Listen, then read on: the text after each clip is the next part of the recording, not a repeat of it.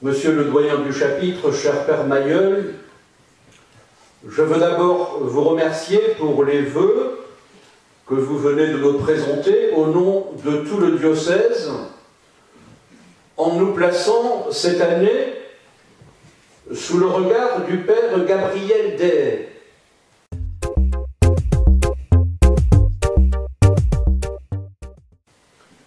Ce diocèse, au nom duquel vous vous êtes exprimé, vous nous l'avez décrit dans sa diversité géographique et dans ses richesses tant humaines que spirituelles. 299 communautés paroissiales, desservies par des prêtres et des diacres, 10 congrégations de religieux, 21 congrégations de religieuses présentes dans le diocèse, auxquelles il faut ajouter, vous l'avez dit, les laïcs consacrés, mais au-delà, les services diocésains, les mouvements caritatifs et spirituels, les mouvements d'action catholique, les groupes d'animation paroissiale. Pour tout cela, je rends grâce à Dieu chaque jour. Et c'est à chacune de ces communautés, à chacun de ces mouvements, à chacun de ces groupes, à chacune et chacun de leurs membres, à chacun de leurs pasteurs, que je pense ce matin, et c'est à chacune et à chacun d'entre eux que je présente mes vœux en ce début d'année.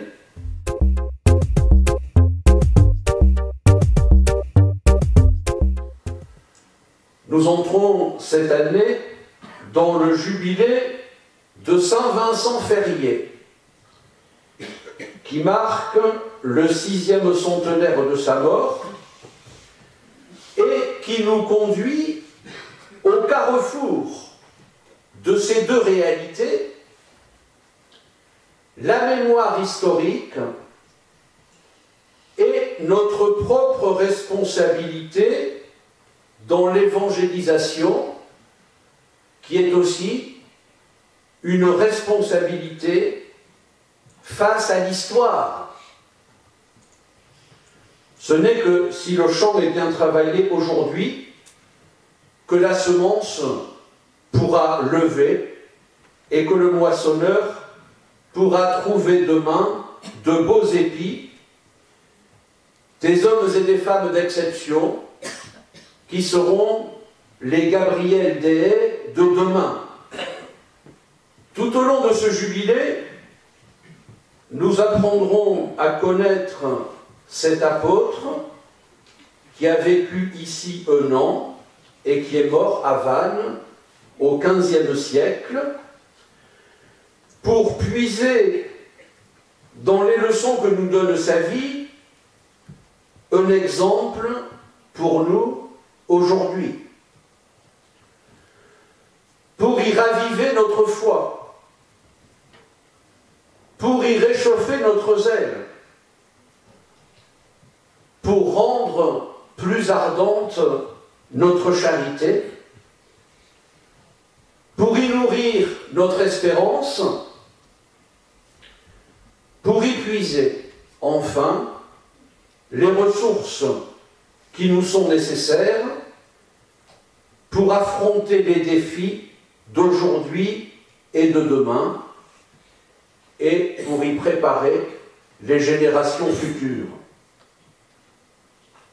C'est tout l'enjeu du synode sur la jeunesse, la foi et le discernement vocationnel, qui se tiendra à Rome du 3 au 28 octobre 2018.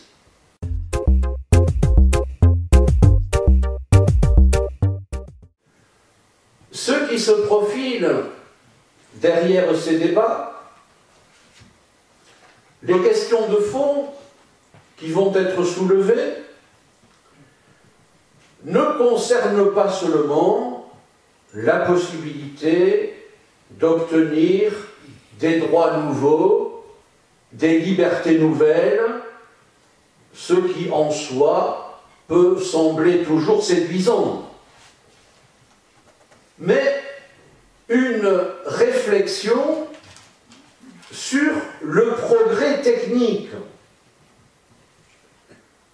Tout ce qui est techniquement possible est-il souhaitable? Est-il faisable sur fond de transhumanisme? Et plus fondamentalement, quelle est la place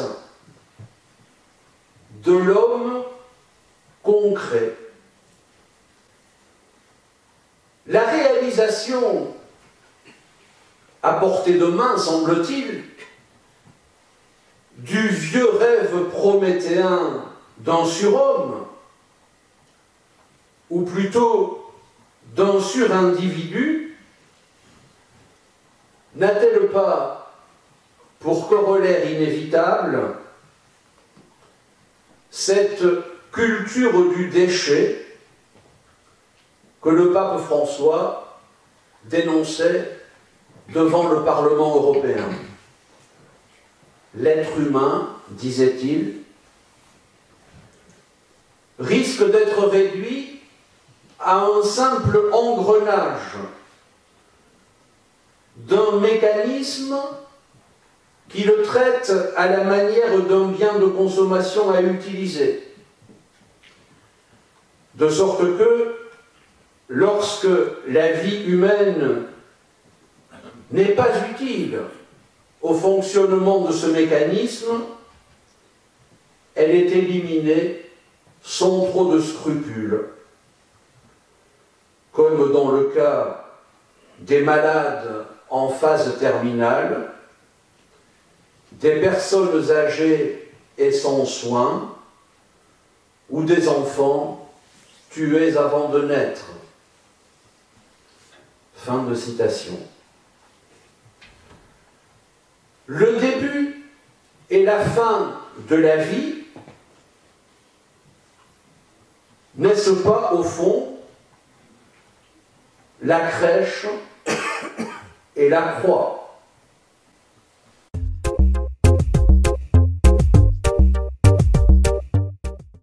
Le pape nous invite à accueillir, protéger, promouvoir, intégrer. Nous rappelons qu'au-delà des enjeux géopolitiques et même civilisationnels, un homme est un homme. Le service diocésain de la diaconie, avec la pastorale des migrants, prennent à bras le corps cette problématique. De nombreuses initiatives associatives ont vu le jour dans le diocèse pour l'accueil des chrétiens d'Orient et pour l'accueil tout court. Je pense en particulier au centre Béthanie à Saint-Louis-de-Lorient. Du 5 au 8 avril, le service diocésain de la diaconie organise un temps fort en partenariat avec le centre spirituel de Penbock sur le thème « Vivre ensemble, osons la fraternité ». Ces journées sont ouvertes à tous, personnes en fragilité, paroissiens, enfants et jeunes, acteurs sociaux, associations, mouvements, entreprises. Pour accueillir, protéger, promouvoir, intégrée, et ce, dans un contexte de concurrence civilisationnelle qui en effraie beaucoup. Il nous faut être forts. Il nous faut être convaincus. Il faut être soi pour entrer en dialogue avec l'autre. Il faut que l'arbre ait de profondes racines, qu'il soit haut pour que le guetteur qui se hisse à son sommet puisse y voir loin. Pour y parvenir, il faut se former, il faut évangéliser, il faut que les consciences des chrétiens soient affinées.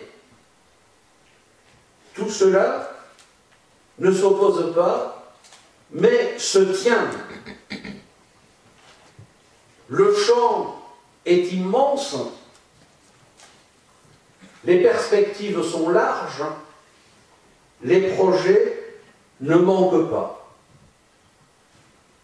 C'est dans cette perspective, chers amis, que je vous présente à toutes et à tous mes meilleurs vœux de bonheur, de santé, de paix, de sainteté et de prospérité en ce début d'année 2018.